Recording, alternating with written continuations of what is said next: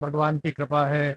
और जब भगवान विग्रह में पधारे थे तब भी यहाँ आने का उनका आदेश प्राप्त हुआ।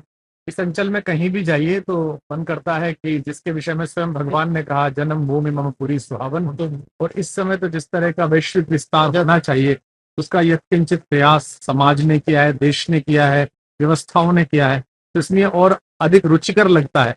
जो पहले एक मन में ग्लानि होती थी, दुख होता था कि जहाँ त्रैलोक्य के अधिपति ने अपने स्वयं को शरीर के रूप में स्थापित किया, धारण किया, और जहां से विलोपित हुए अपनी ही सृष्टि में, वहाँ ठीक से व्यवस्था नहीं थी। अब आते हैं तो एयरपोर्ट भी बहुत सुंदर है, रेलवे स्टेशन भी बहुत सुंदर है, सड़कें भी अच्छी हुई हैं, तो मन में अतिरिक्त स्नेह जागता है उस सब व्यवस्था के प्रति जो भगवान ने करा दी। माघ मेले में लगातार श्रद्धालुओं की संख्या बढ़ रही। प्रयागराज दर्शन करने के बाद अयोध्या काफी संख्या में श्रद्धालु आ रहे हैं। सांस्कृतिक पुनर्जागरण का समय है और भगवान जिन पर रीझते हैं उन पर कृपा भी करते हैं। भगवान जिस पर रीझ जाते हैं उसको सत्ता दिला देते हैं, चाहे वे सुग्रीव हों, चाहे वे विभीषण हों, जो उन हृदय में धारण करते हैं, जो उनके काज के लिए अनवरत प्रयास करते हैं, भगवान उन पर रीझते हैं। माघ मेले के श्रद्धालुओं को तो बहुत बहुत शुभकामनाएं। प्रशासन से भी अनुरोध कि वे संतों की गरिमा का ध्यान रखते हुए और श्रद्धालुओं की व्यवस्था का ध्यान रखते हुए यह जो माघ मेले में माघ मकरगत जब रवि हुई, यह कहा गोस्वामी जी ने कि तीर्थ पति पे सभी लोग आते हैं। और यही महर्षि याज्ञवल्क्य ने महर्षि भरद्वाज को यह कथा सुनाई थी जिसके माध्यम से पूरे विश्व में फैली। मैं सबको शुभकामनाएं प्रदान करता हूँ। जिसको प्राण प्रतिष्ठान में निमंत्रण मिला था उन्होंने ठुकरा दिया था, वो भी रामलाल दर्शन करने धीरे धीरे पहुंच रहे हैं। उसको लेकर 23 तारीख को एक बड़ा विपक्ष का नेता भी पहुंच रहा है। इसको लेकर कहा था कि आप दल से विरोध कीजिए, राम से विरोध मत करिए, क्योंकि राम से द्रोह करके, द्वेष करके संसार में किसी की सरी नहीं, कोई ठीक से रहा नहीं। मैं आशा करता हूँ कि भगवान सबको सद्बुद्धि देंगे और वे स्वयं ही तय करते हैं कि उनके द्वार तक कौन पहुंचे। वे ही तय करते हैं कि किसको आशीर्वाद देना। उनको शुभकामना जो भगवान के चरणों में अब आ रहे हैं वो अब आए, बाद में आए, पहले आए, अंततः तो भगवान का अंश ही है, वही विलीन होना, वहीं से प्रकट हुए। मेरी पूरी शुभकामना विपक्ष के और पक्ष के उन सभी नेताओं को, सभी बंधुओं को जो भगवान के दर्शन के लिए आए। पहले की अपेक्षा अब की अयोध्या में कितना अंतर देखते हैं, कितना जमीन आसमान का अंतर है। 55 वर्ष हो गई।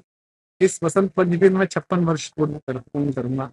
मैंने 17-18 वर्ष की आयु में पहली बार दर्शन किए थे। तब से लेके आज तक एक पूरा कालखंड बीता है। हम लोग सौभाग्यशाली हैं कि जो लोगों ने 500-600 वर्षों में नहीं देखा वो हमने इस कालखंड में देखा। हमने अयोध्या का संघर्ष देखा, रक्त रंजित इतिहास देखा, शासकों की हनक देखी, संतों का अपमान देखा, कार सेवकों के आंसू देखे, सरयू का लाल जल देखा और उसके बाद भगवान की भव्य प्राण प्रतिष्ठा भी देखी। तो मैं आशा करता हूं कि जो दिन हमें भगवान ने यहाँ दिखाया था और स्वयं शंकर जी ने कामदेव को भस्म करते हुए रति से ये कहा था कि तुम्हारे पति द्वापर में कृष्ण के पुत्र के रूप में पैदा होंगे। तो राम कथा के आदि आचार्य शंकर जी से प्रार्थना ये है कि आपने अपने एक देवता के तो भव्य दर्शन करा दिए, दूसरे देवताओं की यथाशीघ्र भव्य दर्शन कराए। सर आखिरी सवाल, सर रक्षा मंत्री ने अपने पड़ोसी को बिना नाम लिए पागल कहा और कहा पागल सावधान रहना चाहिए, कब क्या कर दे, इसके लिए स्वदेशी हथियारों की उन्होंने ज्यादा तत्व किए। रक्षा मंत्री माननीय Rajnath Singh ji Atal Bihari Vajpayee school of politics जो है उसके कुलपति हैं। वे कम बोलते हैं, इशारों में बोलते हैं, लेकिन सार्थक बोलते हैं।